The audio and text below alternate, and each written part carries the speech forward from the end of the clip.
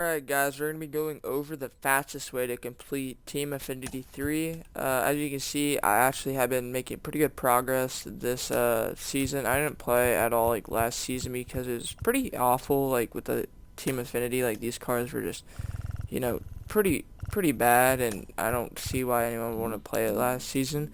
But they made a lot of really good changes to Team Affinity this season, especially with the way you can do theme teams with Team Affinity, which is basically all 90 plus cards, 91 cards if you include Corbin Carroll, basically can go into this, and you can have a theme team with them. And I'm just going to be going over the fastest ways to get it done. So the fastest way you do this is, first off, you go into Showdown. You complete all three of these. They made them really easy actually this season because all the challenges are on rookie except the last boss challenge.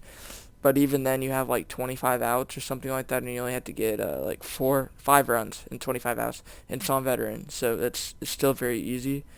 Just basically take your time with it, and only try to go for singles. You can steal bases in it only if your cards are fast. And I think every boss is a right-handed pitcher, so if you want to load up on switch hitters and left-handed hitters. Obviously have a few righties in there for the challenges, but most of the challenges are very easy. It's like you have 18 outs to give, and you just have to get like 1 or 2 runs, and a lot of times the runners are on base. I'm pretty sure East, or I think it was West, is like very, very easy. Like there's like less runs you have to get. It's like 2 or 3, but East and Central you just have to get like 5 each, but they're still really easy. Then what you would do is come into Conquest once you have all the showdowns down, and I only have West left, but I've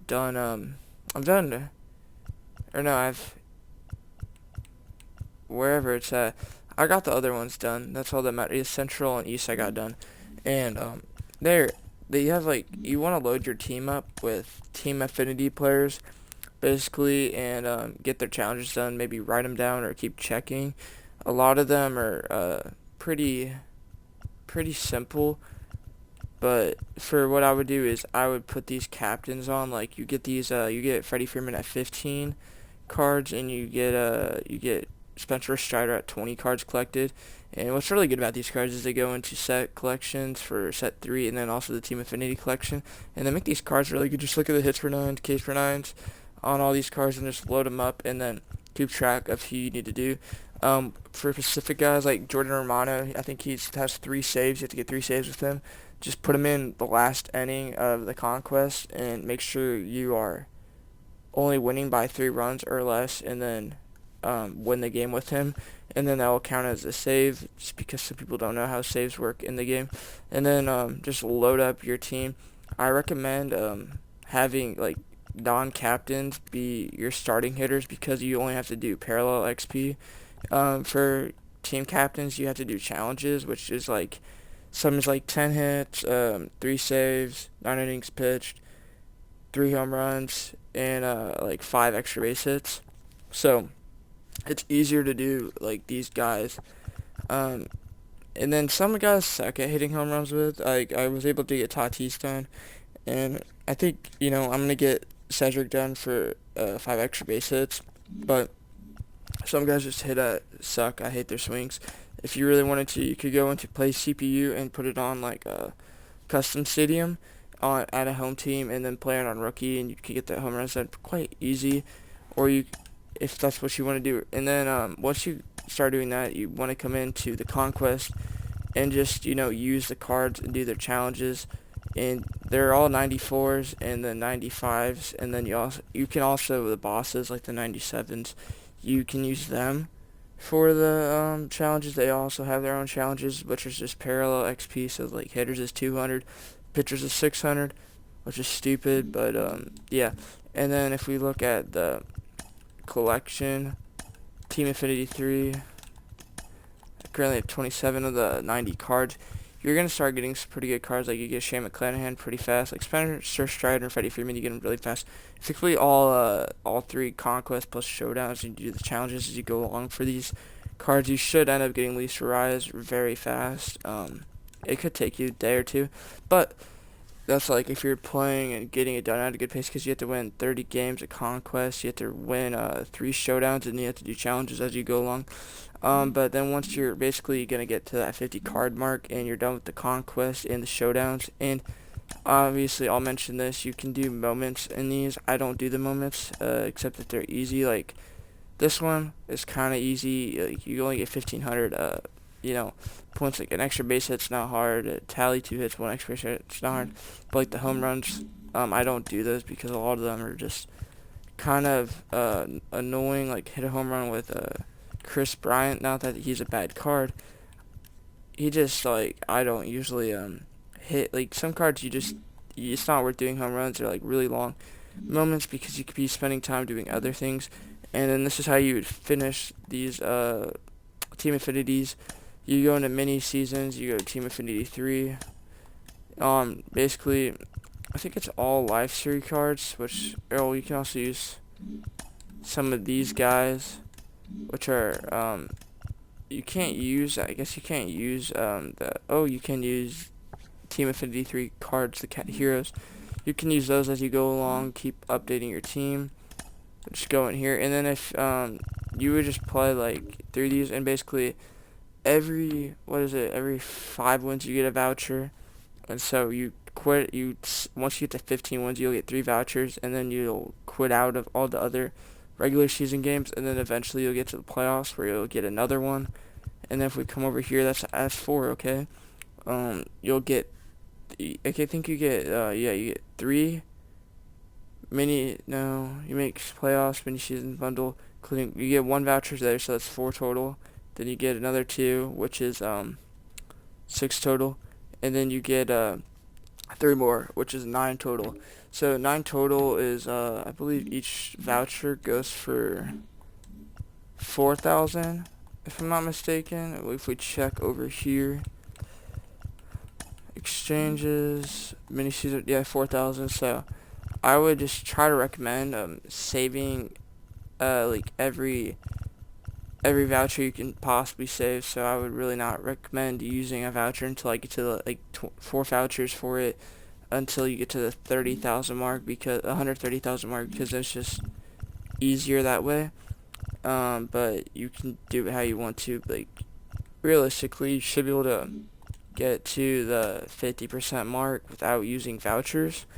And that would be about that'd be at the second hero pack, and then you use that hero in that captain, and that should be able to get you just about to this classics pack, and then you use that, and you can probably get to here, and then through that you'd wanna, like when you're doing mini seasons, you wanna do team builds for East, NL East, AL East, all those, and then basically for bosses, we want to use the bosses you get through these because they count for 5,000 parallel XP or 5,000 Team Affinity points. So basically, as you're going through that, make sure those bosses are in because you'll be getting parallel XP, and 5,000 is actually quite a bit, and 5,000 parallel XP isn't insanely, or 1,000 parallel XP isn't insanely hard to do, especially if you have 2 bosses, and then you should be able to get to that 3rd boss pretty quick.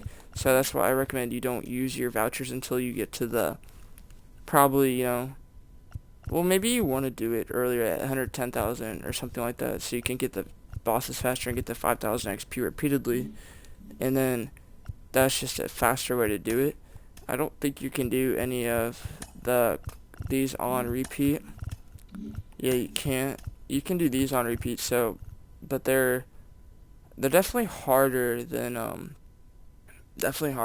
the bosses, because it's just 1,000, and that's really not hard, especially if you have a pitcher, which I would say probably go for a hitter and a pitcher. Once you kind of maybe go for the first 2 hitters and then the 3rd one a pitcher, because then by then you're probably done with a lot of the like classics cards, which have a lot of pitchers in them. A lot of them usually have like 2 to 3 pitchers, and same with you're probably gonna have 5 pitchers, 5 hitters. Hitters are faster you can keep using them, and then pitchers are just, they take a minute because you're gonna have to do 600 plus times 3 or times 5 is 30,000, so you need to do 3,000 parallel XP just with the pitchers, and that's not even including, once you get to that boss, you want to keep using them for the other 600 per XP, but you're also going to be doing that for the missions of the bosses repeat. So yeah, that's if that makes sense to you. So make sure you go first two. I would say first two probably go hitter, and then third one go pitcher. And there's a lot of really good hitters, and that's why I obviously recommend using this. If you're not going to use the Spencer Strider, which I just recommend using it because it gives a boost to all pitchers.